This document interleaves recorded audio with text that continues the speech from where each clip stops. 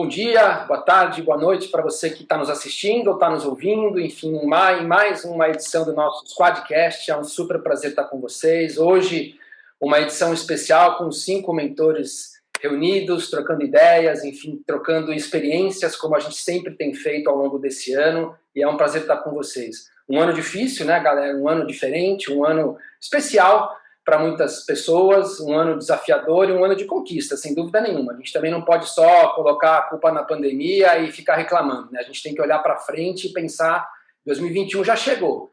Então, hoje a gente vai falar bastante sobre um pouco de aprendizados, um pouco de experiências e também um pouco de expectativas. Esse acho que é o grande fórum desse Squadcast de hoje, que você que está nos assistindo ou nos ouvindo. Então, dentro dessa dinâmica, desse bate-bola, eu já vou soltar a primeira pergunta para a Luciana, que é, Lu, dentro desse ano todo, qual foi, na tua visão, na tua experiência como empreendedora também, a decisão mais importante que você tomou? Eu acho que das decisões que a gente toma, né, na pandemia, como a gente passou, a gente precisou tomar várias decisões, não só no âmbito profissional, mas também no pessoal.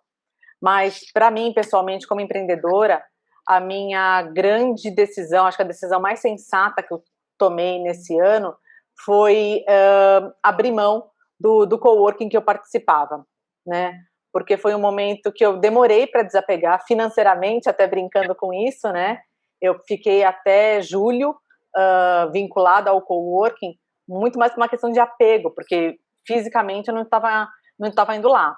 Então, para mim, essa foi uma decisão que eu acho que foi muito sensata, uma questão principalmente pelo isolamento, mas em termos de negócio, eu acho que foi sensato, porque era um custo que eu estava tendo todos os meses e não estava usufruindo dele, né?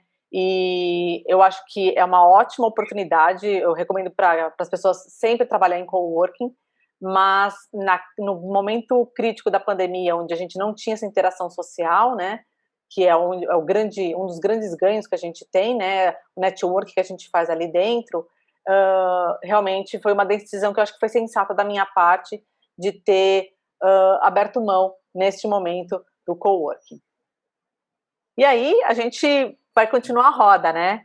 E Silvia, para você, qual que foi a maior lição aprendida nesse ano?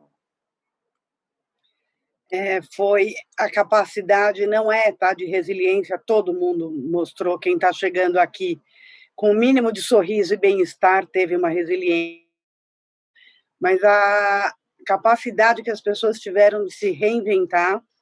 Março e abril foram 2 meses que eu ouvi muita reclamação, ferrou, eu não sei o que eu faço agora, eu não... Em junho começou a ter uma mudança de comportamento e acho que, por sorte ou porque o ser humano sabe realmente se reinventar, começaram a aparecer ideias criativas, as pessoas começaram a colocar a banda na rua, apareceram coisas muito legais, deram soluções muito boas, sempre se reinventando, como a Lu falou, por exemplo, ela reinventou o modo dela de trabalhar. Mas tiveram pessoas que nunca pensaram em empreender, empreenderam e me surpreenderam, foram muito bem-sucedidas, foram rapidamente adaptando qual era a parte que estava boa na ideia, a parte que não estava.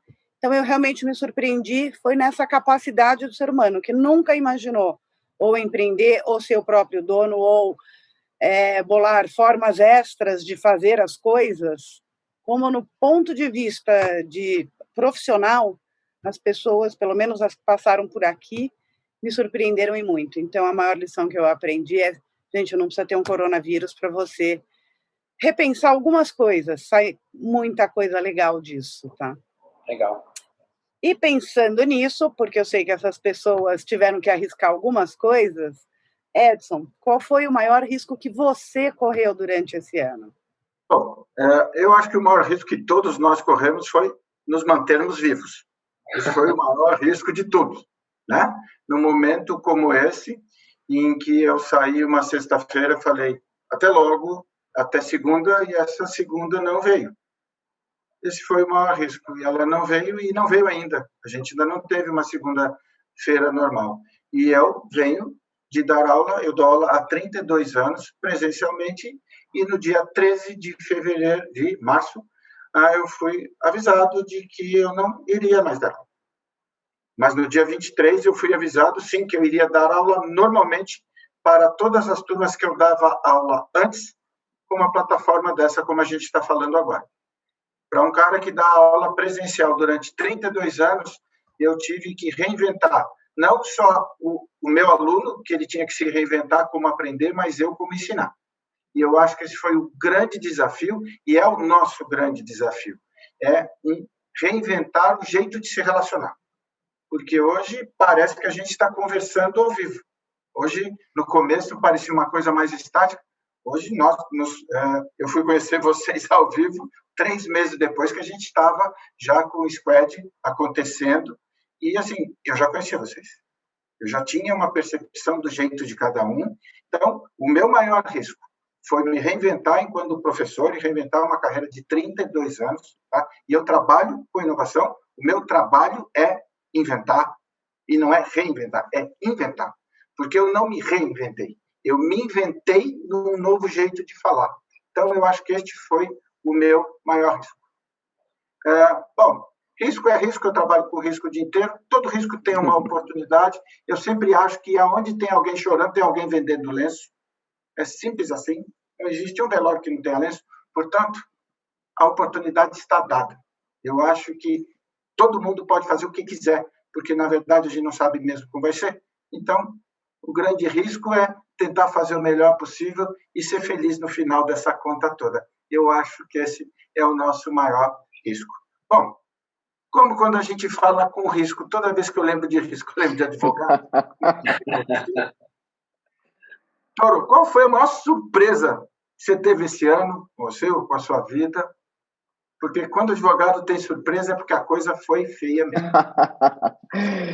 Obrigado, Edson. Na verdade é o seguinte, o pessoal vai achar que a gente combinou, mas não foi combinado, viu, pessoal? E tem 2 coisas que você falou e que a Silvia falou que eu tinha anotado para falar antes, né? E para mim vocês já me escutaram falar isso algumas vezes, né? Que todo mundo tem uma opção, né, no seu dia a dia, né? Porque o tempo que a gente tem, a nossa energia são limitados. Então, o tempo que você gasta e a energia que você gasta para você ser um pessimista ou para, enfim, se preocupar demais com coisas que fogem ao seu controle, é ao mesmo tempo a energia que você gasta para ser positivo, propositivo e pensar em coisas que você pode fazer que estão ao seu controle, né? Então, assim, acho que dentro desse contexto, minha maior surpresa do ano foi justamente algo que a Silvia também comentou, que é essa capacidade de adaptação e resiliência que a gente enxergou nas pessoas. Eu imaginava que ia ser muito pior, me surpreendeu, acho que assim, teve muita gente que passou por dificuldade, ainda está passando por dificuldade, mas a capacidade de reinvenção das pessoas e de buscar alternativas e se manter vivo, manter o negócio vivo foi impressionante. Tem desde o cara do ovo, né, que todo mundo falava bobagem até ontem, agora é um empreendedor de sucesso, até as pessoas que, enfim, tinham um negócio físico que se teve que transformar em um negócio 100% digital da noite para o dia, para uma pessoa poder sobreviver. Então, minha maior surpresa, eu acho que foi uma surpresa positiva nesse sentido, de perceber, e eu acho que as pessoas talvez tenham que parar agora no final do ano, olhar um pouco para trás e perceber o que elas conseguiram realizar, porque não foi fácil, né? E elas perceberem em si essa capacidade de adaptação e essa resiliência que existe dentro delas, né? Então, quando a gente fala, o Brasil sempre foi um país de dificuldades, né? E quando a gente fala de adaptação e resiliência, a gente fala de uma forma muito supérflua, né? Eu acho que esse ano colocou isso à prova e pelo menos as pessoas deveriam se dar o mérito, né? E se dar o valor de terem colocado em prática essa energia dentro delas, né?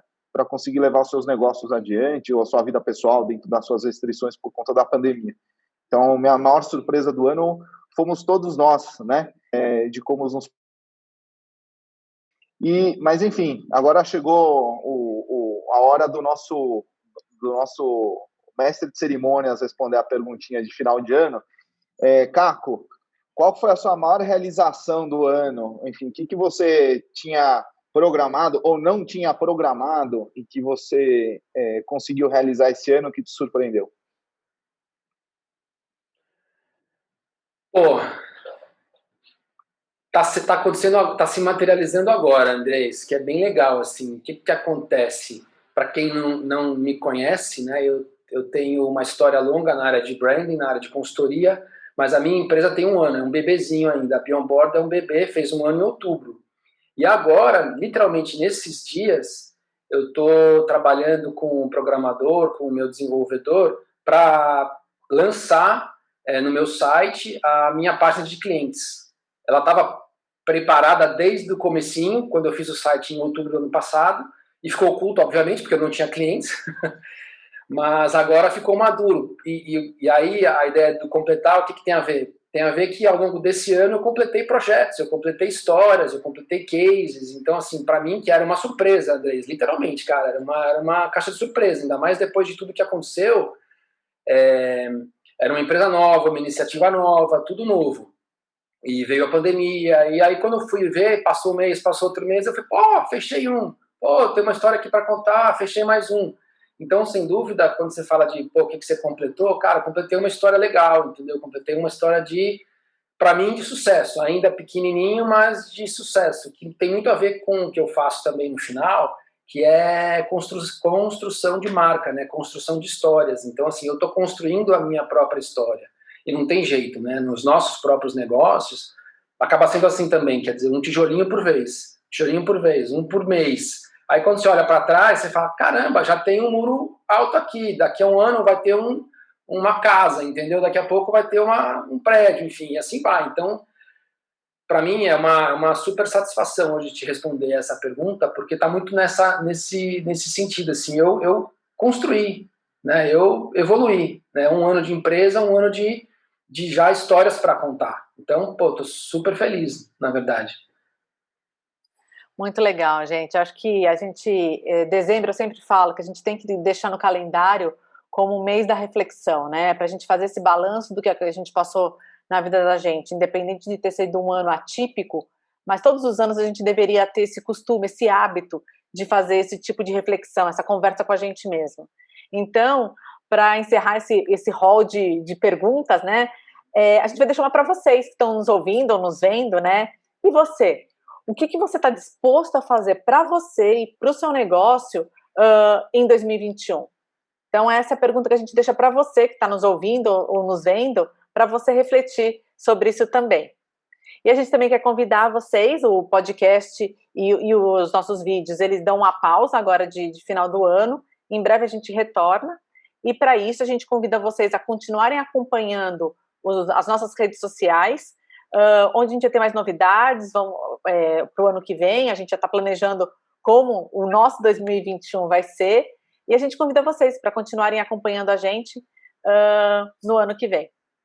A gente deseja para vocês boas festas. Tchau, tchau, gente. Boas festas.